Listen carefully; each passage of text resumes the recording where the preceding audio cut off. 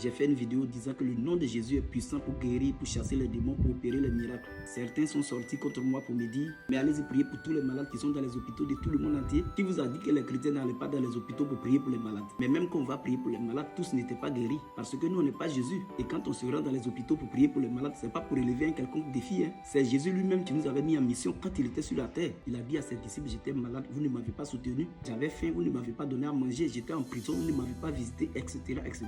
Et quand ses disciples lui ont demandé, mais Seigneur, quand est-ce que cela est-il arrivé? Jésus a répondu, parce que vous n'avez pas fait aux autres, c'est à moi que vous n'avez pas fait. Donc si nous prions pour les malades, si nous assistons les autres, c'est en obéissance aux instructions de Christ et aussi la manifestation de l'amour de Dieu. Maintenant, si vous me demandez le nom si puissant de Christ, pourquoi il n'arrive pas à tous les guérir, je vais vous renvoyer une question qui va répondre à votre question. Pourquoi Dieu a créé des gens riches et d'autres pauvres? Et je vais vous choquer, dans l'agenda de Christ, ce n'est pas tous les noms qui sont inscrits. La preuve, par endroit, il prêchait en parabole. Et quand ses disciples après lui demandaient pourquoi tu as prêché en parabole, il leur expliquait à eux la parabole et il disait, c'est afin que ceux qui étaient là en entendant le comprennent, afin qu'ils se convertissent et qu'ils soient sauvés. Donc nous on prie, Dieu fait le reste.